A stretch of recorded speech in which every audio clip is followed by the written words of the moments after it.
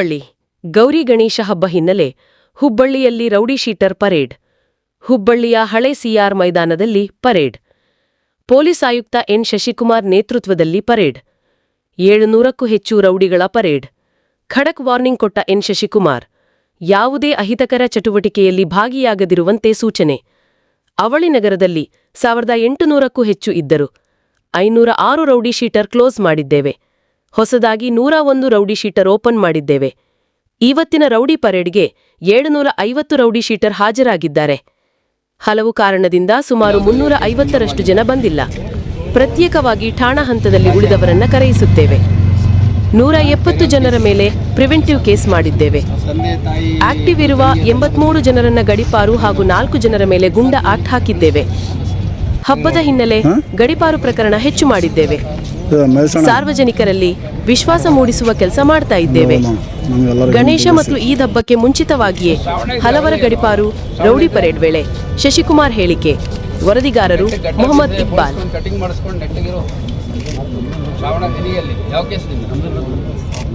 Murder case ಮಾಡಿ ಜನನ್ನೇ ಸಾಯಿಸಿದ್ಯಾ ನೀನು? ಯಾವ ಶ್ರಾವಣ, ಯಾವ ದೇವರು ಕಾಪಾಡಲ್ಲ ನಿನಗೆ. ದಿನ ಬೆಳಗ್ಗೆ ಪೂಜೆ ಮಾಡೋರಿಗೆ ದೇವ್ರ ಕಾಯೋದು ಕಷ್ಟ ಐತೆ ಅಂತ ದಿವನಿಗೆ ಆಯ್ತದೆ. ಹೋಗೋ ನೀಟಾಗಿ ಒಂದೆಲ್ಲ ಕ್ಲೀನಾಗಿ. 23 ಅದಾದಮೇಲೆ ಹಿಂಗಾಯ್ತು. ಬೇಲಿಲ್ಲ ಮೊನ್ನೆ ಯಾವುದೋ ಒಂದು ಆಯ್ತಲ್ಲ, ಕೇಸಲ್ಲಿ ಬೇಲೆ ಆಯ್ತು. IPMC ಯಾವುದೊಂದು ಆಗಿತ್ತಲ್ಲ ಬಾರಲ್ಲಿ.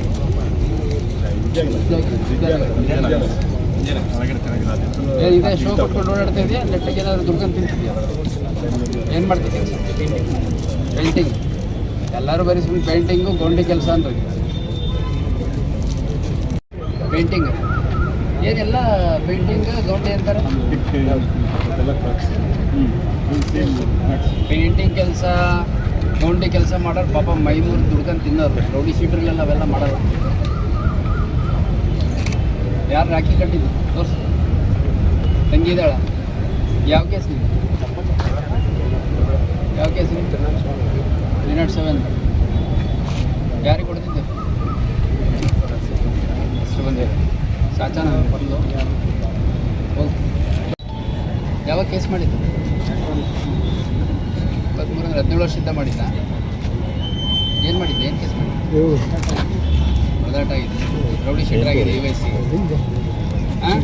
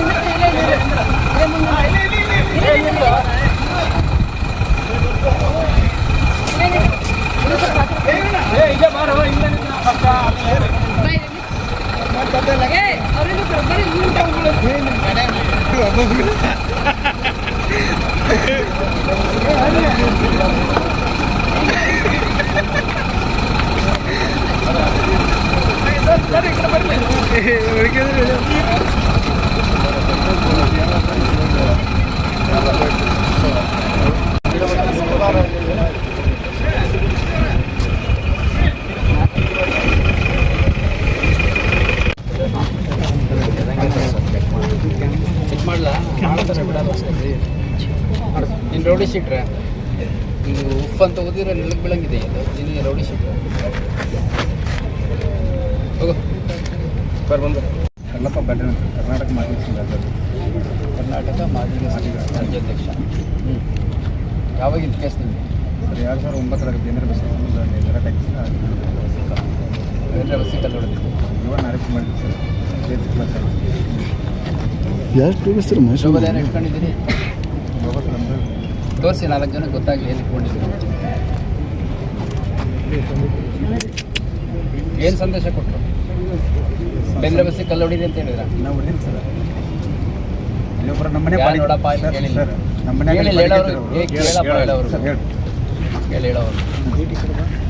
ಪೊಲೀಸ್ ಇನ್ವೆಸ್ಟಿಗೇಷನ್ ಮಾಡಿದಾಗ ಏನಾದರೂ ಸಂದೇಶ ಕಂಡು ಬಂದರೆ ಅರೆಸ್ಟ್ ಮಾಡೋದು, ಕೇಸ್ ಮಾಡೋದು, ಜಾಸ್ತಿ ಮಾಡೋದು ಮಾಡಿರ್ತಾರೆ. ಆಯಿತಾ. ಆಮೇಲೆ ಕಾರಣಾಂತರದಿಂದ ಅದು ಅಕ್ವಿಟ್ ಆಗುತ್ತೆ. ಅಕ್ವಿಟ್ ಆದ ತಕ್ಷಣ ಅಫೆನ್ಸ್ ಮಾಡಿರೋಲ್ಲ ಅಂತಲ್ಲ. ಆಯಿತಾ. ಅವೆಲ್ಲ ಬಿಡಿ. ಯಾವುದೋ ಒಂದು ಸಂಘಟನೆ ಕಟ್ಕೊಂಡು ಒಳ್ಳೆ ರೀತಿಯಲ್ಲಿ ಮುಂದುವರಿತಿದ್ದೀರಾ, ಸಂತೋಷ. ಹಳೆ ಕೇಸ್ಗಳು ಯಾವುವು ಇಲ್ಲ ಅಂತಂದರೆ ಹೇಳಿ, ಕ್ಲೋಸ್ ಮಾಡಿಸಿರ್ತೀನಿ, ನನಗೆ ಸಮಸ್ಯೆ ಇಲ್ಲ. ಆ್ಯಕ್ಟಿವಿಟಿ ಒಳ್ಳೆ ರೀತಿಯಲ್ಲಿ ಇತ್ತು ಅಂತಂದರೆ ಮುಖ್ಯವಾಹಿನಿಗೆ ಎಲ್ಲರೂ ಬರಬೇಕು. ಅಂಬೇಡ್ಕರ್ ಜೋಬಲ್ಲಿ ಇಟ್ಕೊಳ್ಳೋದಲ್ಲ, ಮನಸ್ಸಲ್ಲಿ ಇಟ್ಕೊಂಡು ಓಡಾಡೋದು. ಹಾಂ, ಹಾಕಿ ದಾರಿ ಅವ್ರು ನಡ್ತಾ ಇದ್ದೀವಿ ಸರ್. ಆ ಕೊಟ್ಟಿದ್ದ ದಾರಿಲಿ ನಡೆಯೋನಾಗಿದ್ರೆ ನೀನು ಬೇಂದ್ರೆ ಬಸ್ಸಿಗೆ ಕಲ್ಲು ಹೊಡಿತಿರ್ಲಿಲ್ಲ. ಅಲ್ಲ ಇರಲಿ, ನಿಮ್ಗೆ ಸತ್ಯಾಸತ್ಯ ಗೊತ್ತಿಲ್ಲ. ಅಲ್ಲ ಸತ್ಯಾಸತ್ಯತೆ ಗೊತ್ತಾಗೆ ನಿನ್ನ ಮೇಲೆ ಚಾರ್ಜ್ ಶೀಟ್ ಮಾಡಿರ್ತಾರೆ, ಹಂಗಾಗಿ ರೋಡಿ ಶೀಟ್ ಓಪನ್ ಮಾಡಿರ್ತಾರೆ. ಸುಮ್ಮನೆ ಏನು ಮಾಡಲ್ಲ. ಪೊಲೀಸರಿಗೆ ಏನು ಪೆನ್ನು ಪೇಪರ್ ಹಾಳೆಗಳು ಹೆಚ್ಚಾಗಿರಲ್ಲ, ಗೊತ್ತಾಯ್ತಲ್ಲ. ನಾವು ಹೇಳಿದರೆ ಮಾಡೋದು ಕಷ್ಟ. ಸುಮ್ಮನೆ ಇಲ್ದವ್ರನ್ನೆಲ್ಲ ತಂದಾಕೋದಂಥ ಪ್ರಶ್ನೆನೇ ಇಲ್ಲ. ಒಳ್ಳೆ ರೀತಿಯಲ್ಲಿ ಮಾಡ್ಕೊ, ಒಳ್ಳೆ ರೀತಿಲಿರೋ. ನಮ್ಮ ಆಫೀಸರ್ ಕೇಳ್ತೀನಿ, ಒಳ್ಳೆ ರೀತಿಯಲ್ಲಿ ನೀನು ಇದೆಯಾ, ನಿನ್ನಿಂದ ಏನೋ ತೊಂದರೆ ಇಲ್ಲ ಅನ್ನಂಗಿದ್ರೆ ಕ್ಲೋಸ್ ಮಾಡಿ ಸ್ವಲ್ಪ ಮುಂದೆ ಬರ್ಪ. ಎಷ್ಟಿದೆ ಕೇಸ್ ನಿಮ್ಮ ಮೇಲೆ? 6 ಕೇಸ್ ಎಕ್ಸ್ಟಾಲ್ಮೆಂಟ್ ಮಾಡಿ ಎಲ್ಲಿ ಯಾವ ಡಿಸ್ಟ್ರಿಕ್ಟ್ ಮಾಡಿ? ಬೀದರ್ ಡಿಸ್ಟ್ರಿಕ್ಟ್ ಪಾಲಿಕೆ ಕೊಟ್ಟು ಬಂದಾನ. ಎಲ್ಲಿ ಅಲ್ಲೇ ಇದ್ದೀನಿ ಕ್ಲಿಯರ್ ಆಗಿರಲ್ಲ. ಮತ್ತೆ ಏನು ಕೆಲಸ ಮಾಡ್ತಾರೆ? ಎಲ್ಲಿ ಕ್ಲಿಯರ್ ಆಗಿದೆ. ರಾಕೇಶ್ ಮದರ್ಕಲ್ ಏನು ಕೆಲಸ ಮಾಡ್ತೀವ? ಎಲ್ಲಿ ಯಾವ ಜಿಲ್ಲೆಗಾಗಿತ್ತು? ಗಡಿಪಾರ ಮಂಡ್ಯ. ಅಲ್ಲೇ ಇದ್ದೆ, ಬಂದು ಹೋಗ್ತಿದ್ದ. ಯಾವ ಸ್ಟೇಷನಲ್ಲಿದ್ದಾನೆ? ಮಂಡ್ಯ ಸಬರ್ಬನ್. ಸುಧಾರಿಸ್ಕೊಂಡ್ಬಂದಿದೆಯಾ, ಮತ್ತೆ ಕಳಿಸ್ಬೇಕಾ? ಹುಬ್ಬಳ್ಳಿ ಧಾರವಾಡದಲ್ಲಿ 20 ಲಕ್ಷ ಪಾಪ್ಯುಲೇಷನ್ ಇದೆ.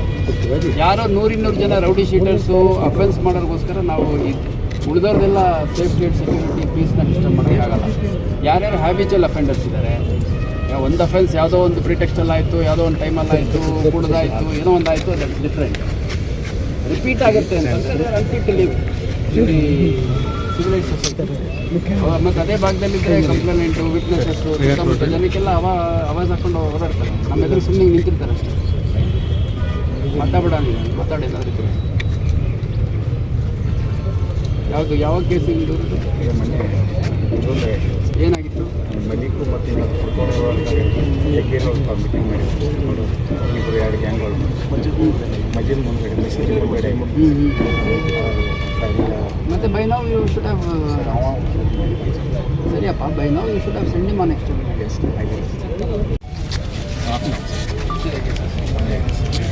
ಒಂದೇ ಕೇಸ್ ಇರುತ್ತೆ, ಮತ್ತು ನೆಕ್ಸ್ಟ್ ಕೇಸ್ ಯಾವಾಗ ಮಾಡ್ತೀವಿ? ಯಾವಾಗಿನ ಕೇಸ್? 2011. ಏನಾಗಿ ಕೇಸ್? ಯಾಕಿರ್ಬೋದು ಕೇಸ್? ನನ್ನ ಕೇಸ್ ಅದನ್ನೇ ಹೇಳು. ಆ ಜಾತ್ರೆ ಅದೆಲ್ಲ ಮುಂದೆ ಯಾವಾಗ? ಚಪ್ಪಡಿ ಗಾಡಿ ತೊಗೊಂಡೋಗ್ಬೋದು ಸರ್. ಇಲ್ಲಿ ಬಂದು ಭಾಳ ಚಲೋ ಆಗಿತ್ತಪ್ಪ. ನಾವು ಮುಂದೆ ಮತ್ತೆ ಮುಗಿದು 8 ತಿಂಗಳು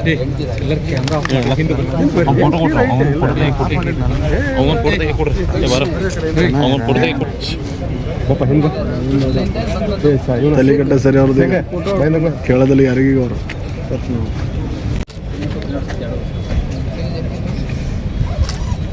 ಓಪನ್ ಮಾಡೋದು.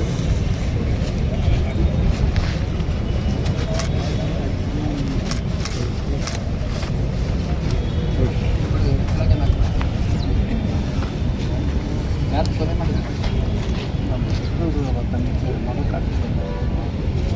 ರಾಖಿ ಕಟ್ಕೊಂಡು ಓಡಾಡ್ತೀಯ? ರಾಖಿ ಕಟ್ಟಿದವ್ರು ಕಾಪಾಡ್ಬೇಕಲ್ಲ ಎಲ್ಲರನ್ನೂ. ಅವ್ರು ಕಾಡ್ಸಿದಕ್ಕೆ ಸ್ವಲ್ಪ ಜಗಳಾಗಿತ್ತು. ಅದು ಒಂದು ತಿಂಗಳು ಬಿಡ್ಸಪ್ಪ. ಮಾವನ ಕೊಲೆ ಮಾಡಿದ್ದ. ಯಾಕೆ ಮಾವನೇ ಕೊಲೆ ಮಾಡಿದ್ದ? ಯಾಕೆ? ಆಸ್ತಿ ಸಂಬಂಧ ಸಿಗ್ತಾ? ಆಸ್ತಿ ಎಷ್ಟು ಕೇಸ್ ಇದೆ ಸರ್? ಒಂದೇ ಕೇಸ್ 302 ಒಂದೇ. ಇವು ಮತ್ತೆ ಸಾಧನ ಸರ್ 2000 ಸರ್ ಬಂದಿದೆ.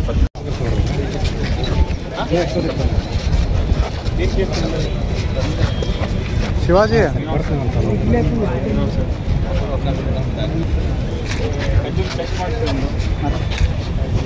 ಏನು ಕೇಸ್ ಕೇಸ್ ಏನಾಗಿದೆ? ಅಪ್ಡೇಟ್ ಕೇಸ್ ಸಂತೋಷ. ಯಾವಾಗ ಲಾಸ್ಟ್ ಕೇಸ್? ಯಾವಾಗ? ವರ್ಷದಿಂದ ಆಗ್ಬೇಕು ಒಂದು ಕನ್ಸಂಪ್ಷನ್ ಕೇಸ್ ಮಾಡಿ ಫುಲ್ ಚಾಲು ಇದೆಯಾ ಅನ್ಸುತ್ತಲ್ಲ ಡ್ರಗ್ಗು ಯಾವ್ದು ಗಾಂಜಾನಾ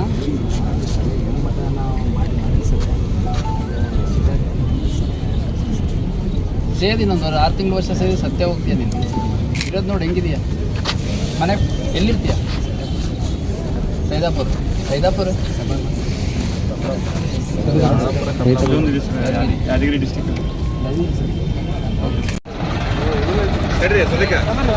ಅದಕ್ಕೆ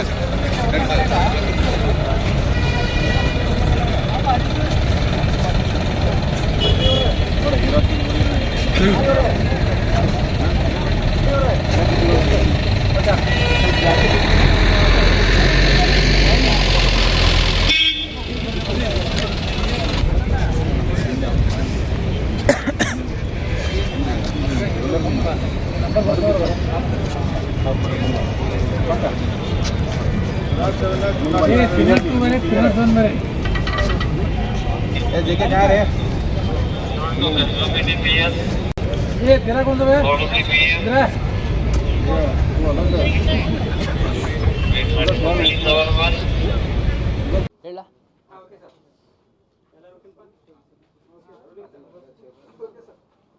ಹುಬ್ಬಳ್ಳಿ ಧಾರವಾಡ ನಗರ ಕಮಿಷನರೇಟಲ್ಲಿ ಗೌರಿ ಗಣೇಶ ಮತ್ತು ಈದ್ ಮಿಲಾದ್ ಹಬ್ಬದ ಹಿನ್ನೆಲೆಯಲ್ಲಿ ಸಾಕಷ್ಟು ತಯಾರಿಗಳನ್ನು ಇಲಾಖೆ ಮಾಡ್ಕೋತಾ ಇದೆ. ಈಗಾಗಲೇ ಆಯೋಜಕರು ಮತ್ತು ಜಿಲ್ಲಾಡಳಿತದ ಜೊತೆ ಒಂದು ಘಟಕ ಮಟ್ಟದ ಸಭೆಯನ್ನು ಕರೆಯಲಾಗಿತ್ತು. ಅದರಲ್ಲಿ ಸಾರ್ವಜನಿಕರು ಮತ್ತು ಗಣೇಶ ಪ್ರತಿಷ್ಠಾಪನೆ ಮಾಡುವಂಥವ್ರು, ವಿಸರ್ಜನೆ ಮಾಡುವಂಥವ್ರು ಮತ್ತು ಈದ್ ಮಿಲಾದ್ ಹಬ್ಬದ ಪ್ರಯುಕ್ತ ಮುಖಂಡರುಗಳು ಬಂದು ಅವರ ಕೋರಿಕೆಗಳೇನಿದೆ, ಅವ್ರದ್ದು ಏನು ಬೇಡಿಕೆಗಳಿದೆ ಅದನ್ನೆಲ್ಲ ಹೇಳಿದ್ದಾರೆ. ಅದರಲ್ಲಿ ಪ್ರಮುಖವಾಗಿ ನಾವು ಹೇಳಬೇಕು ಅಂತಂದರೆ, ರಸ್ತೆಗಳು ಏನಿದ್ದಾವೆ ಅಲ್ಲಿ ಗಣಪತಿ ಪ್ರೊಸೆಷನ್ ಬರುವಂಥ ಸಂದರ್ಭದಲ್ಲಿ ಭಾಳ ಹೆವಿ ಗಣಪತಿ ಕೂತಿರುತ್ತೆ, ಜನ ಇರ್ತಾರೆ. ಆ ಸಂದರ್ಭದಲ್ಲಿ ಏನಾದರೂ ತಗ್ಗು ಗುಂಡಿಗಳಿದ್ದರೆ ಆಯತಪ್ಪಿ ಬೀಳುವಂಥದ್ದು ಅಥವಾ ಬೇರೆ ಏನಾದರೂ ಅಪಘಾತಗಳು, ಅವಘಡಗಳಾಗುವಂಥ ಸಾಧ್ಯತೆ ಇರುತ್ತೆ ಅನ್ನುವಂಥದ್ದು ಒಂದು ಹೇಳಿದ್ದಾರೆ. ಮುಖ್ಯವಾಗಿ ಅದನ್ನು ಕಾರ್ಪೊರೇಷನ್ ಅವ್ರಿಗೆ ಅಗತ್ಯ ಕ್ರಮಕ್ಕೆ ನಾವು ಅವ್ರಿಗೂ ಕೂಡ ಗಮನಕ್ಕೆ ತಂದಿದ್ದೇವೆ.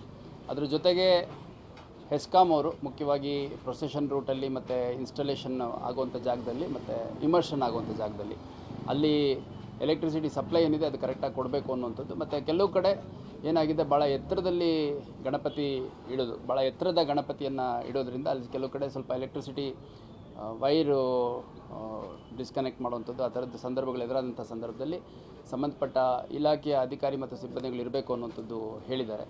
ಮತ್ತು ಕಾರ್ಪೊರೇಷನ್ಗೆ ಮುಖ್ಯವಾಗಿ ಇನ್ನು ಬೇರೆ ಬೇರೆ ಅವರ ಮನವಿಗಳೇನಿದೆ, ಅದು ಬಾವಿಗಳನ್ನು ಸ್ವಚ್ಛಗೊಳಿಸುವಂಥದ್ದು, ನೀರನ್ನು ತುಂಬಿಸುವಂಥದ್ದು, ಮತ್ತು ಸಾಧ್ಯವಾದರೆ ಇನ್ನೂ ಏನು 4-5 ಜಾಗಗಳಿದ್ದಾವೆ ಅದಕ್ಕೆ ಹೆಚ್ಚುವರಿಯಾಗಿ ಅಲ್ಲಲ್ಲಿ ವಿಸರ್ಜನೆಗೆ ಅವಕಾಶ ಮಾಡಿಕೊಡ್ಬೇಕು ಅನ್ನುವಂಥದ್ದು. ಒಟ್ಟಾರೆಯಾಗಿ ಎಲ್ಲರ ಒಂದು ಉದ್ದೇಶ ಏನಿದೆ, ಗೌರಿ ಗಣೇಶ ಮತ್ತು ಈದ್ ಮಿಲಾದ್ ಹಬ್ಬದ ಗೌರಿ ಗಣೇಶ ಮತ್ತು ಈದ್ ಮಿಲಾದ್ ಹಬ್ಬದ ಆಚರಣೆ ಏನಿದೆ ಸುಸೂತ್ರವಾಗಿ ನಡೀಬೇಕು. ಯಾವುದೇ ಒಂದು ಅಪಘಾತ ಅವಘಡಗಳಿಗೆ ಅವಕಾಶ ಆಗದೆ ಯಾರಿಗೂ ಜೀವಹಾನಿ ಆಗುವಂಥದ್ದಾಗಲಿ ಅಥವಾ ಯಾವುದೋ ಒಂದು ಪ್ರಾಪರ್ಟಿ ನಷ್ಟ ಆಗುವಂಥದ್ದಾಗಲಿ, ಅದೇ ರೀತಿ ಸಾರ್ವಜನಿಕರಿಗೆ ಮುಖ್ಯವಾಗಿ ಹೆಣ್ಮಕ್ಳು, ಮಹಿಳೆಯರು, ವಯಸ್ಸಾದಂಥವರು, ಮಕ್ಕಳು ಎಲ್ಲ ಭಾಳ ದೊಡ್ಡ ಸಂಖ್ಯೆಯಲ್ಲಿ ಬರೋದ್ರಿಂದ ಅವ್ರಿಗೆ ಯಾವ ಸೇಫ್ಟಿ, ಅವರ ಸುರಕ್ಷತೆ ಧಕ್ಕೆ ಆಗದ ರೀತಿಯಲ್ಲಿ ನಮಗೆ ಬಂದೋಬಸ್ತ್ ಒದಗಿಸ್ಕೊಡ್ಬೇಕು ಅನ್ನುವಂಥದ್ದು ಒಂದು ಪ್ರಮುಖ ಅವರ ಬೇಡಿಕೆಗಳಲ್ಲಿ ಒಂದಾಗಿತ್ತು. ಅದನ್ನು ನಮ್ಮ ಇಲಾಖೆ ವತಿಯಿಂದ ಏನು ಮಾಡಬೇಕು ಅದನ್ನು ಮಾಡ್ತೀವಿ.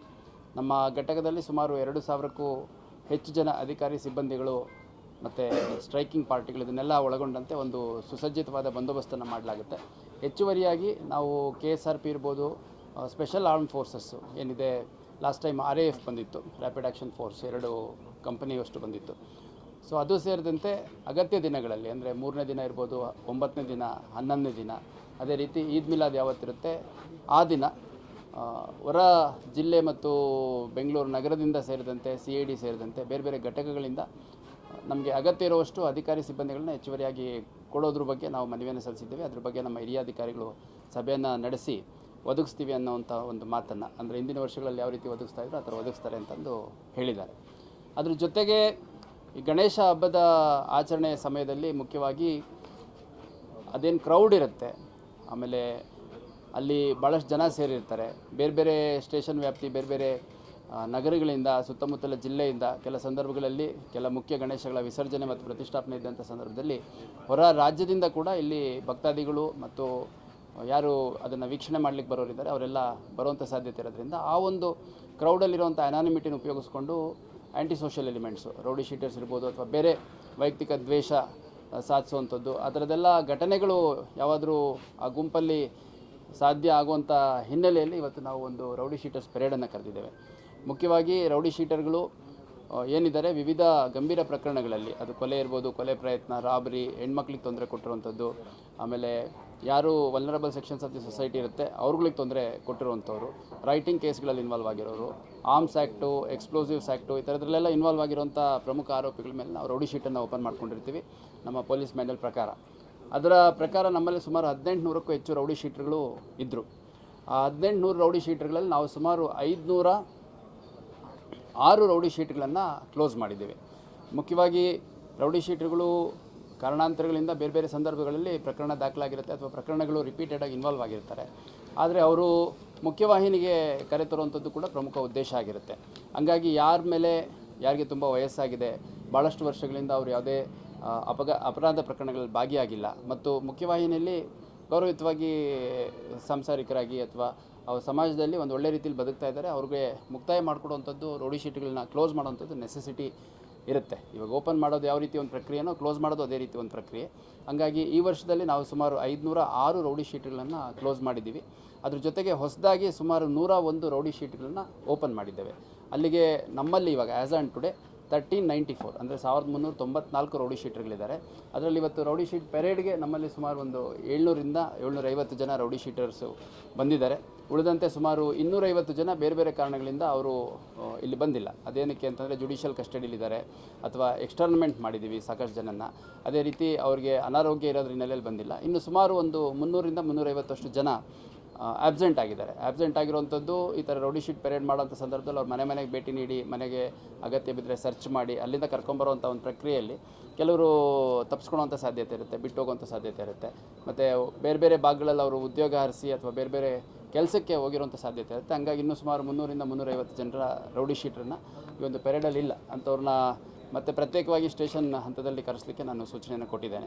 ಅದ್ರ ಜೊತೆಗೆ ಎಲ್ಲ ರೌಡಿ ಶೀಟರ್ಸು ನಮ್ಮರೇನು 1394 ಇದ್ದಾರೆ, ಅದರಲ್ಲಿ ಯಾರು ಜುಡಿಷಿಯಲ್ ಕಸ್ಟಡಿಲಿದ್ದಾರೆ ಅಥವಾ ಎಕ್ಸ್ಟರ್ನ್ಮೆಂಟ್ ಆಗಿದ್ದಾರೆ ಅಥವಾ ಯಾವುದೇ ಕಾರಣಕ್ಕೂ ಇಲ್ಲಿ ಲಭ್ಯ ಇಲ್ಲ ಅನ್ನೋಂಥವ್ರು ಸುಮಾರು ಒಂದು 170 ಜನರನ್ನು ಹೊರತುಪಡಿಸಿ ಇನ್ನೆಲ್ಲರ ಮೇಲೆ ನಾವು ಪ್ರಿವೆಂಟಿವ್ ಕೇಸಸನ್ನು ಮಾಡಿದ್ದೀವಿ. BNSS ಅಡಿಯಲ್ಲಿ ಪ್ರಿವೆಂಟಿವ್ ಕೇಸಸ್ ಮಾಡಿ ಅವ್ರು ಯಾವುದೇ ಕಾರಣಕ್ಕೂ ಶಾಂತಿ ಕದಡುವಂಥ ಪ್ರಯತ್ನ ಮಾಡಬಾರ್ದು ಅಂತಂದು ಅವ್ರಿಗೆ ಬೈಂಡ್ ಓವರ್ ಮಾಡುವಂಥದ್ದು 1 ಲಕ್ಷ, 2 ಲಕ್ಷ, 5 ಲಕ್ಷ ಈ ರೀತಿ ಬೇರೆ ಪ್ರಾಪರ್ಟಿ ಡಾಕ್ಯುಮೆಂಟ್ಸು ಈ ಥರದ್ದೆಲ್ಲ ರೆಫರೆನ್ಸ್ ಬಾಂಡ್ ತೊಗೊಂಡು ಬೈಂಡ್ ಓವರ್ ಮಾಡುವಂಥ ಕೆಲಸ ಕೂಡ ನಮ್ಮ DCP ಲಾ ಆ್ಯಂಡ್ ಆರ್ಡರ್ ಮಾಡಿದ್ದಾರೆ. ಅದ್ರ ಜೊತೆಗೆ ಯಾರು ಆ್ಯಕ್ಟಿವ್ ಇದ್ದಾರೆ ರೌಡಿ ಶೀಟರ್ಸು ಅವ್ರಗಳ ಮೇಲೆ ನಾವು ಕ್ರಮ ತಗೊಳ್ಳುವಂಥ ಪ್ರಕ್ರಿಯೆಯನ್ನು ಈ ವರ್ಷದಲ್ಲಿ ಪ್ರಾರಂಭ ಮಾಡಿದ್ವಿ. ಈವರೆಗೂ ಸುಮಾರು 83 ವಿವಿಧ ಅಪರಾಧ ಪ್ರಕರಣಗಳಲ್ಲಿ ತೊಡಗಿಕೊಂಡಿರುವಂಥ ವ್ಯಕ್ತಿಗಳನ್ನು ಗಡೀಪಾರು ಮಾಡುವಂಥ ಕೆಲಸ ಮಾಡಿದ್ವಿ ಮತ್ತು 4 ಜನರನ್ನು ನಾವು ಗೂಂಡಾ ಆ್ಯಕ್ಟ್ ಅಡಿಯಲ್ಲಿ ಬಂಧನ ಮಾಡಿದ್ವಿ. ಆ 4 ಗೂಂಡಾ ಆ್ಯಕ್ಟ್ ಬಂಧನ ಪ್ರಕ್ರಿಯೆಯನ್ನು ಹೈಕೋರ್ಟ್ ಅಡ್ವೈಸರಿ ಬೋರ್ಡ್ ಎತ್ತಿಡಿದಿದೆ. ಹಂಗಾಗಿ ಅವರು 1 ವರ್ಷಗಳ ಕಾಲ ಈಗ ಜುಡಿಷಿಯಲ್ ಕಸ್ಟಡಿಯಲ್ಲಿ ಇರ್ತಾರೆ ಅನ್ನೋಂಥದ್ದು ತಮಗೆಲ್ಲ ಈಗಾಗಲೇ ಶೇರ್ ಮಾಡಿದ್ದೀನಿ. ಅದ್ರ ಜೊತೆಗೆ ಗೌರಿ ಗಣೇಶ ಹಬ್ಬದ ಹಿನ್ನೆಲೆಯಲ್ಲೂ ಕೂಡ ಇನ್ನು ನಾವು ಗಡೀಪಾರು ಪ್ರಕ್ರಿಯೆಯನ್ನು ಹೆಚ್ಚಿಗೆ ಮಾಡುವಂಥ ಪ್ರಯತ್ನದಲ್ಲಿದ್ದೇವೆ. ಈಗಾಗಲೇ ಕೆಲವು ಮಾಡಿದ್ದೇವೆ, ಅದನ್ನು ಪ್ರತ್ಯೇಕವಾಗಿ ಒಮ್ಮೆ ನಿಮಗೆ ಹೇಳ್ತೀನಿ. ಒಟ್ಟಾರೆಯಾಗಿ ರೌಡಿ ಶೀಟರ್ಸ್ ಪೆರೇಡ್ ಮಾಡುವಂಥದ್ದು, ಇಲ್ಲಿ ಪೆರೇಡ್ ಮಾಡಿದ ತಕ್ಷಣ ಎಲ್ಲ ಅವ್ರ ಆ್ಯಕ್ಟಿವಿಟಿ ಕಮ್ಮಿ ಆಗುತ್ತೆ ಅಂತಲ್ಲ, ಆದರೆ ಈ ಪೆರೇಡ್ ಮಾಡೋದ್ರ ಒಂದು ಪ್ರೋಸೆಸ್ಸಲ್ಲಿ ಅವರಿಗೆ ಸಾರ್ವಜನಿಕವಾಗಿ ನಮಗೆ ಕಿರಿಕಿರಿ ಆಗುತ್ತೆ ಅನ್ನುವಂಥ ಒಂದು ಉದ್ದೇಶಕ್ಕೆ ಸಾಕಷ್ಟು ಜನ ಮಾನಸಿಕವಾಗಿ ಮತ್ತು ಪರಿವರ್ತನೆ ಆಗುವಂಥ ಸಾಧ್ಯತೆ ಇರುತ್ತೆ. ಮತ್ತು ಅವ್ರ ಮನೆಗೆ ಹೋಗುವಂಥದ್ದು, ಮನೆಗೆ ಹೋಗಿ ಅವ್ರನ್ನ ಕರ್ಕೊಂಬರೋವಂಥದ್ದು, ಆ ಎಲ್ಲ ಪ್ರಕ್ರಿಯೆ ಎಂಬರಾಸ್ಮೆಂಟ್ಸನ್ನು ಕುಟುಂಬ ಸದಸ್ಯರು ಏನಿರ್ತಾರೆ ಅವ್ರುಗಳಿಗೆಲ್ಲ ಮುಜುಗರ ಆಗುತ್ತೆ ಅಂತ ಸಾಕಷ್ಟು ಜನ ಮುಖ್ಯವಾಹಿನಿಗೆ ಬರಲಿಕ್ಕೆ ಮತ್ತು ಈ ರೀತಿ ಚಟುವಟಿಕೆಯಿಂದ ದೂರ ಇರಲಿಕ್ಕೆ ಪ್ರಯತ್ನ ಮಾಡ್ತಾರೆ ಒಂದು ಕಡೆ. ಆದರೆ ಸಾರ್ವಜನಿಕರಲ್ಲಿ ಕೂಡ ವಿಶ್ವಾಸ ಮೂಡಿಸುವಂಥ ಒಂದು ಪ್ರಯತ್ನ ಇದಾಗಿದೆ. ಇಲ್ಲಿ ಸಿಂಬಾಲಿಕಾಗಿ ನಾವು ರೌಡಿ ಶೀಟರ್ಸ್ ಪೆರೇಡ್ ಮಾಡಿದರೂ ಕೂಡ ಇವ್ರನ್ನ ಮತ್ತೆ ಪ್ರತ್ಯೇಕವಾಗಿ ಪೊಲೀಸ್ ಠಾಣೆ ಕರ್ಕೊಂಡೋಗಿ ಅವರೆಲ್ಲ ರೌಡಿ ಶೀಟ್ಗಳನ್ನು ಅಪ್ಡೇಟ್ ಮಾಡ್ಕೊಳ್ಳುವಂಥದ್ದು, ಅವರ ಪ್ರೆಸೆಂಟ್ ಫೋನ್ ನಂಬರ್ ಏನಿದೆ, ಅವ್ರ ಸಹಚರರು ಯಾರಿದ್ದಾರೆ, ಅವ್ರು ಎಲ್ಲಿ ಕೂತ್ಕೋತಾರೆ, ಎಲ್ಲಿ ನಿಂತ್ಕೋತಾರೆ, ಅವ್ರದ್ದು ಫೈನಾನ್ಷಿಯಲ್ ಸೋರ್ಸ್ ಏನು, ಅವರ ಅಸೋಸಿಯೇಟ್ಸ್ ಯಾರು, ಈ ಕಂಪ್ಲೀಟ್ ಮಾಹಿತಿಯನ್ನು ತೊಗೊಂಡ್ಬಿಟ್ಟು ಇವ್ರಿಗೆ ಎಚ್ಚರಿಕೆ ಕೊಡೋದ್ರ ಮುಖಾಂತರ ಯಾವುದೇ ಅಹಿತಕರ ಘಟನೆ ನಡೆಯದ ರೀತಿಯಲ್ಲಿ ನಾವು ಮುಂಜಾಗ್ರತೆಯನ್ನು ವಹಿಸೋ ಒಂದು ಪ್ರಕ್ರಿಯೆ ಈ ರೌಡಿ ಶೀಟರ್ಸು ಪೆರೇಡ್ ಆಗಿದೆ. ಒಟ್ಟಾರೆಯಾಗಿ ಅವಳಿ ನಗರದಲ್ಲಿ ಕಳೆದ ವರ್ಷ ಕೂಡ ನಾನು ಕಮಿಷನರ್ ಹೊಸದಾಗಿ ಬಂದಿದ್ದೆ, ಆಗ ಕೇವಲ 1-2 ತಿಂಗಳಾಗಿತ್ತು. ಅಷ್ಟಾಗಿಯೂ ಕೂಡ ನಾವು ಸಾಕಷ್ಟು ಶಾಂತಿ ಸಭೆಗಳನ್ನು ಕಳೆದ ಸಾರಿನೂ ಮಾಡಿದ್ವಿ. ಈಗಾಗಲೇ ಪ್ರತಿ ಪೊಲೀಸ್ ಠಾಣೆಯಲ್ಲಿ ಪ್ರತಿ ಇನ್ಸ್ಟಾಲೇಷನ್ ಮಾಡಿರುವಂಥವ್ರು, ಆಯೋಜಕರು, ಅದೇ ರೀತಿ ಪ್ರೊಸೆಷನ್ ರೂಟ್ಸ್ ಯಾವಿದ್ದಾವೆ, ಫಿಸಿಕಲಿ ಬೈ ವಾಕ್ ಓಡಾಡೋದ್ರ ಮುಖಾಂತರ ನಮ್ಮ ಅಧಿಕಾರಿಗಳು ಏರಿಯಾ ಫೆಮಿಲೈಸೇಷನ್ ಮಾಡುವಂಥದ್ದು ಮತ್ತು ಅವ್ರ ಜೊತೆ ಸಂಪರ್ಕ ಸಾಧಿಸುವಂಥ ಕೆಲಸ ಮಾಡಿದ್ದಾರೆ. ಮತ್ತು ಕಳೆದ ಸಾರಿ ಇನ್ಫ್ಯಾಕ್ಟ್ ಭಾಳ ಸಂತೋಷದ ವಿಷಯ ಅಂತಂದರೆ, ಹುಬ್ಬಳ್ಳಿ ಧಾರವಾಡದಲ್ಲಿ ಯಾವುದೇ ಒಂದು ಸಣ್ಣ ಘಟನೆ ಕೂಡ ನಡೆಯದ ರೀತಿಯಲ್ಲಿ ಗಣೇಶ ವಿಸರ್ಜನೆ, ಈದ್ ಮಿಲಾದ್ ಆಚರಣೆ ನಡೆದಿತ್ತು. ಗಣೇಶ ವಿಸರ್ಜನೆ 9 ಮತ್ತು 11ನೇ ದಿನದ ನಡುವೆ 10ನೇ ದಿನ ಏನಿತ್ತು ಅವತ್ತು ಈದ್ ಮಿಲಾದ್ ಹಬ್ಬ ಬಂದಿದ್ದಾಗಿಯೂ ಕೂಡ ಎಲ್ಲ ಧರ್ಮೀಯರು ಅತ್ಯಂತ ಶಾಂತಿಯುತವಾಗಿ, ಸೌಹಾರ್ದಯುತವಾಗಿ ವಿಸರ್ಜನಾ ಪ್ರಕ್ರಿಯೆಯನ್ನು ಮಾಡಿದ್ದಾರೆ. ಮತ್ತು ಈಗಾಗಲೇ ನಮ್ಮ ಚೆನ್ನಮ್ಮ ಸರ್ಕಲ್ ಹತ್ರ ಇರುವಂಥ ಗ್ರೌಂಡ್ ಏನಿದೆ, ಆ ಗ್ರೌಂಡಲ್ಲಿ 3 ದಿನಗಳ ಕಾಲ ಗಣೇಶ ಇನ್ಸ್ಟಾಲೇಷನ್ ಮಾಡುವಂಥದ್ದು ಕಳೆದ 4 ವರ್ಷದಿಂದ ನಡೀತಾ ಬಂದಿದೆ. ಸೊ ಅದಕ್ಕೆ ಕಾರ್ಪೊರೇಷನ್ ಕಮಿಷನರ್ ಅವರು ಈಗಾಗಲೇ ಅನುಮತಿಯನ್ನು ಕೊಟ್ಟಿದ್ದಾರೆ ಮತ್ತು 3 ದಿನಗಳ ಕಾಲ ಅದು ಅನುಮತಿ ಇರುತ್ತೆ. 3ನೇ ದಿನ ಅದು ವಿಸರ್ಜನೆ ಆಗುತ್ತೆ. ಅದನ್ನು ಹೊರತುಪಡಿಸಿ ಮುಖ್ಯವಾಗಿ ಇನ್ಸ್ಟಾಲೇಷನ್ ಡೇ ಏನಿದೆ, ಅಂದರೆ ಗಣೇಶ ಹಬ್ಬದ ದಿನ ಏನಿದೆ, ಅವತ್ತು ಸ್ವಲ್ಪ ಹೆಚ್ಚಿಗೆ ಕ್ರೌಡ್ ಇರುವಂಥ ಸಾಧ್ಯತೆ ಇದೆ. ಅದನ್ನು ಹೊರತುಪಡಿಸಿ ಪ್ರತಿದಿನ 50, 100, 150, 200 ಈ ರೀತಿ ವಿಸರ್ಜನೆ ಆಗುತ್ತೆ. ಮುಖ್ಯವಾಗಿ ನಮ್ಮದು 3ನೇ ತಾರೀಕು, 9ನೇ ತಾರೀಕು ಮತ್ತು 11ನೇ ತಾರೀಕು ಏನಿದೆ ಅವತ್ತು ಗಣೇಶ ವಿಸರ್ಜನೆ ಇರುತ್ತೆ. ಮತ್ತು ಭಾಳ ಸ್ಪಷ್ಟವಾಗಿ ಗಣೇಶ ಮಂಡಳಿಗಳು ಸೇರಿದಂತೆ ವಿವಿಧ ಸಾರ್ವಜನಿಕರು ಬಂದು ನಮಗೆ ಮ್ಯೂಸಿಕ್ ಸಿಸ್ಟಮ್ ಹಾಕಲಿಕ್ಕೆ ಆಫ್ಟರ್ 10 o'clock ಕೂಡ ಪರ್ಮಿಷನ್ ಕೊಡಬೇಕು ಅಂತ ಕೇಳಿದರು. ಆದರೆ ಅದು ಸುಪ್ರೀಂ ಕೋರ್ಟ್ನ ಮಾರ್ಗಸೂಚಿ ಏನಿದೆ ಅದರ ವೈಲೇಷನ್ ಆಗುತ್ತೆ ಅಂತ, ಆ ರೀತಿ ಕೊಡೋಕ್ಕೆ ಬರಲ್ಲ ಅಂತ ಭಾಳ ಸ್ಪಷ್ಟವಾಗಿ ಹೇಳಿದ್ದೇವೆ. ಹಾಗಾಗಿ ಕಳೆದ ವರ್ಷದಂತೆ ಈ ಸಾರಿ ಕೂಡ ಎಲ್ಲ ಗಣಪತಿ ಪೆಂಡಾಲ್ ಅವರು ಇರ್ಬೋದು, ಸಾರ್ವಜನಿಕರಿರ್ಬೋದು, ವಿವಿಧ ಜಾತಿ ಧರ್ಮದ ಮುಖಂಡರಿರ್ಬೋದು, ವಿವಿಧ ರಾಜಕೀಯ ಪಕ್ಷದ ಮುಖಂಡರಿರ್ಬೋದು, ಕಾರ್ಯಕರ್ತರಿರ್ಬೋದು, ಸಾರ್ವಜನಿಕರು ಮುಖ್ಯವಾಗಿ ಎಲ್ಲರೂ ಅತ್ಯಂತ ಶಾಂತಿಯುತವಾಗಿ, ಸೌಹಾರ್ದಯುತವಾಗಿ ಈ ಒಂದು ಗಣೇಶ ಮತ್ತು ಈದ್ ಮಿಲಾದ್ ಹಬ್ಬದ ಆಚರಣೆಯನ್ನು ಮಾಡ್ತಾರೆ ಅಂತ ನಾನಾದರೂ ವಿಶ್ವಾಸ ವ್ಯಕ್ತಪಡಿಸಲಿಕ್ಕೆ ಇಷ್ಟಪಡ್ತೇನೆ. ಮತ್ತು ನಾನು ವೈಯಕ್ತಿಕವಾಗಿ ಕರೆ ಕೊಡುವಂಥದ್ದು, ಹೆಣ್ಮಕ್ಳಿರ್ಬೋದು, ವಯಸ್ಸಾದಂಥವ್ರು ಇರ್ಬೋದು, ಮಕ್ಕಳಿರ್ಬೋದು, ಕುಟುಂಬ ಸಮೇತರಾಗಿ ಬಂದು ನಮ್ಮ ಹುಬ್ಬಳ್ಳಿ ಧಾರವಾಡ ಅವಳಿ ನಗರದ ಗಣೇಶ ಪ್ರತಿಷ್ಠಾಪನೆಯ ಒಂದು ವೈಭವವನ್ನು ಕಣ್ತುಂಬಿಕೊಳ್ಳಿ. ನಿಮ್ಮ ಸ್ನೇಹಿತರು, ಸಂಬಂಧಿಕರು ಎಲ್ಲರನ್ನೂ ಕರೆಸಿ ನಮ್ಮ ಹುಬ್ಬಳ್ಳಿ ಧಾರವಾಡದಲ್ಲಿ ಎಷ್ಟು ಸಂಭ್ರಮದಿಂದ ಆಚರಣೆ ಮಾಡ್ತಾರೆ ಅನ್ನೋಂಥದ್ದನ್ನು ತೋರಿಸಿ, ಇದೊಂದು ಯಾವ ರೀತಿ ಬೇರೆ ಬೇರೆ ಮಹಾನಗರಗಳಿದ್ದಾವೆ, ಮುಂಬೈ ಇರ್ಬೋದು, ಬೆಳಗಾವಿ ಇರ್ಬೋದು, ಶಿವಮೊಗ್ಗ ಇರ್ಬೋದು, ಚಿತ್ರದುರ್ಗ, ಅದೇ ರೀತಿ ನಮ್ಮ ಹುಬ್ಬಳ್ಳಿ ಧಾರವಾಡ ಎರಡೂ ಅವಳಿ ನಗರದಲ್ಲಿ ಗಣೇಶ ಹಬ್ಬದ ಒಂದು ಸಂಭ್ರಮದ ಆಚರಣೆ ಆಗಲಿ, ಅದಕ್ಕೆಲ್ಲ ನಮ್ಮ ಪೊಲೀಸ್ ಇಲಾಖೆಯಿಂದ ಸಂಪೂರ್ಣವಾಗಿ ಸಹಕಾರ ಇರುತ್ತೆ. ಅದೇ ರೀತಿ ಭಾಳ ಒಳ್ಳೆಯ ವಿಷಯ ಅಂತಂದರೆ, ಈದ್ ಮಿಲಾದ್ ಆಚರಣೆ ಪ್ರಯುಕ್ತ ಅಂಜುಮನ್ ಕಮಿಟಿ ಏನಿದೆ, ಅಂಜುಮನ್ ಕಮಿಟಿ ಹುಬ್ಬಳ್ಳಿಯವರು, ನಾವು ಈದ್ ಮಿಲಾದ್ ಆಚರಣೆಯಲ್ಲಿ ಯಾವುದೇ ಒಂದು DJ ಅವೆಲ್ಲ ಕೊಡಬಾರ್ದು, ಪಬ್ಲಿಕ್ ಅಡ್ರೆಸ್ ಸಿಸ್ಟಮ್ ಅದ್ಯಾವುದು ಕೊಡಬಾರ್ದು. ನಾವು ಸಾಂಪ್ರದಾಯಿಕ ವಾದ್ಯಗಳು ಇರ್ಬೋದು ಅಥವಾ ಬೇರೆ ಬೇರೆ ರೀತಿ ಅವ್ರ ಧಾರ್ಮಿಕ ಆಚರಣೆಗಳೇನಿದೆ ಆ ಧಾರ್ಮಿಕ ಆಚರಣೆಗಳನ್ನು ಅಲ್ಲಿ ನಾವು ಮಾಡ್ತೀವಿ. ಯಾವುದೇ ಕಾರಣಕ್ಕೂ DJ ಅನುಮತಿ ಕೊಡಬೇಡಿ ಅಂತ ಈಗಾಗಲೇ ನಮಗೆ ಸಭೆಗಳಲ್ಲಿ ಹೇಳಿದ್ದಾರೆ. ನಂತರದಲ್ಲಿ ಅವ್ರದ್ದು ಯಾವ ರೀತಿ ರಿಕ್ವೆಷನ್ ಬರುತ್ತೆ ನೋಡ್ಕೊಂಡು ಅದನ್ನು ಕೂಡ ಅಡ್ರೆಸ್ ಮಾಡಲಾಗುತ್ತೆ. ಮತ್ತು 3ನೇ ದಿನದ ನಮ್ಮ ಚೆನ್ನಮ್ಮ ಸರ್ಕಲ್ ಹತ್ರ ಇರುವಂಥ ಮೈದಾನಲ್ಲೇನು ಗಣೇಶ ಪ್ರತಿಷ್ಠಾಪನೆ ಆಗುತ್ತೆ, ಅವರು ಕೂಡ ನಾವು ಈ ಬಾರಿ ಪಬ್ಲಿಕ್ ಅಡ್ರೆಸ್ ಸಿಸ್ಟಮ್ ಅಂದರೆ DJಯನ್ನು ಯೂಸ್ ಮಾಡೋದಿಲ್ಲ, ಅದಕ್ಕೆ ಹೊರತಾಗಿ ಸಾಂಪ್ರದಾಯಿಕ ವಾದ್ಯ ತಂಡಗಳನ್ನು ಕರೆಸಿ ನಾವು ಆಚರಣೆ ಮಾಡ್ತೀವಿ ಅಂತಂದು ಒಂದು ಇನಿಷಿಯೇಟಿವ್ ತೊಗೊಂಡಿದ್ದಾರೆ. ಅವ್ರಿಗೂ ಕೂಡ ನಾನು ಅಭಿನಂದನೆ ಸಲ್ಲಿಸ್ತೀನಿ, ಸ್ವಾಗತಿಸ್ತೀನಿ. ಯಾಕಂದರೆ ಈ DJ ಸೌಂಡ್ ಯಾವ ರೀತಿ ಇರುತ್ತೆ ಅನ್ನೋಂಥದ್ದು ನಿಮಗೆ ಗೊತ್ತಿದೆ. ನಾವೆಲ್ಲ ಇನ್ನೂ ವಯಸ್ಸಲ್ಲಿರೋವಂಥವ್ರಿಗೆ ಅಲ್ಲಿ ಸುತ್ತಮುತ್ತ ಬಂದೋಬಸ್ತ್ ಮಾಡೋಂಥ ಸಂದರ್ಭದಲ್ಲಿ ಎಲ್ಲಿ ಆ ಒಂದು ಸೌಂಡ್, ಎಕ್ಸೆಸಿವ್ ಸೌಂಡಿಗೆ ಆರೋಗ್ಯ ಹಾಳಾಗುತ್ತೋ ಅನ್ನೋಂಥದ್ದು ಇರುತ್ತೆ. ಹಂಗಾಗಿ ಈ ಎಲ್ಲ ಪ್ರೊಸೆಷನ್ ಹೋಗೋ ರೂಟ್ಗಳಲ್ಲಿ ವಯಸ್ಸಾದಂಥವ್ರು, ಚಿಕ್ಕ ಚಿಕ್ಕ ವಯಸ್ಸಿನವರು, ಮಕ್ಕಳು ಎಲ್ಲರೂ ಇರ್ತಾರೆ. ಹಂಗಾಗಿ ಯಾವುದೇ ಸಾರ್ವಜನಿಕರಿಗೆ ತೊಂದರೆ ಆಗದ ರೀತಿಯಲ್ಲಿ ನಿಯಮಾವಳಿಗಳ ಪ್ರಕಾರ ಹಬ್ಬದ ಆಚರಣೆಯನ್ನು ಎಲ್ಲರೂ ಸೇರಿ ಮಾಡೋಣ. ಮತ್ತು ಎಲ್ಲ ಜಾತಿ ಧರ್ಮದವರು ಸೇರಿ ಹುಬ್ಬಳ್ಳಿ ಧಾರವಾಡ ನೆಲದಿಂದ ಒಂದು ಶಾಂತಿಯ ಮತ್ತು ಸೌಹಾರ್ದತೆಯ ಸಂದೇಶವನ್ನು ಕಳಿಸೋಣ. ಕಳೆದ ಬಾರಿ ಭಾಳ ಒಳ್ಳೆಯ ಒಂದು ಸಂದೇಶವನ್ನು ನಮ್ಮ ಹುಬ್ಬಳ್ಳಿ ನೆಲದಿಂದ ಇಲ್ಲಿನ ಆಯೋಜಕರು ಕೊಟ್ಟಿದ್ದರು. ಶಾಬಾಜಾರ್ ಹತ್ರ ಇರುವಂಥ ಮಸೀದಿ ಮುಂದೆ ಹೋಗುವಂಥ ಸಂದರ್ಭದಲ್ಲಿ ಗಣೇಶ ವಿಸರ್ಜನಾ ಕಮಿಟಿ ಏನಿತ್ತು, ಆ ಕಮಿಟಿಯವರು ಒಂದು ಕವಾಲಿ ಹಾಡನ್ನು ಹಾಕೋದ್ರ ಮುಖಾಂತರ ಮುಸಲ್ಮಾನ್ ಬಾಂಧವರಿಗೆ ಅವ್ರ ಭಾವನೆಗಳಿಗೆ ಗೌರವಿಸುವಂಥದ್ದು. ಅದೇ ರೀತಿ ದುರ್ಗದ ಬೈಲ್ ಹತ್ರ ಇರುವಂಥ ಗಣೇಶ ಪೆಂಡಲ್ ಎದುರಿಗೆ ಬಂದಂಥ ಈದ್ ಮಿಲಾದ್ ಪ್ರೊಸೆಷನಲ್ಲಿ ಒಂದು ಭಕ್ತಿಗೀತೆಯನ್ನು ಹಾಕೋದ್ರ ಮುಖಾಂತರ ಹಿಂದೂ ಧರ್ಮೀಯರ ಭಾವನೆಯನ್ನು ಗೌರವಿಸುವಂಥ ಒಂದು ಸೌಹಾರ್ದಯುತ ಕೆಲಸವನ್ನು ಹಿಂದೂ ಮತ್ತು ಮುಸಲ್ಮಾನ್ ಬಾಂಧವರು ಪರಸ್ಪರ ಗೌರವದಿಂದ ಮಾಡಿದರು. ಅದು in fact across the state, across the country ಭಾಳ ಒಳ್ಳೆಯ ಒಂದು ಸಂದೇಶವನ್ನು ಹುಬ್ಬಳ್ಳಿ ನೆಲದಿಂದ ಕೊಟ್ಟಿದ್ದರು. ಅದೇ ರೀತಿ ಒಂದು ಶಾಂತಿ, ಸೌಹಾರ್ದತೆ ಸಂದೇಶವನ್ನು ಹುಬ್ಬಳ್ಳಿ ಮತ್ತು ಧಾರವಾಡ ಅವಳಿ ನಗರದಿಂದ ಗೌರಿ ಗಣೇಶ ಮತ್ತು ಈದ್ ಮಿಲಾದ್ ಸಂದರ್ಭದಲ್ಲಿ ಸಾರ್ವಜನಿಕರು ಕೊಡ್ತಾರೆ ಅನ್ನೋ ಸಂಪೂರ್ಣ ವಿಶ್ವಾಸವನ್ನು ನಾನು ವ್ಯಕ್ತಪಡಿಸಲಿಕ್ಕೆ ಇಷ್ಟಪಡ್ತೀನಿ.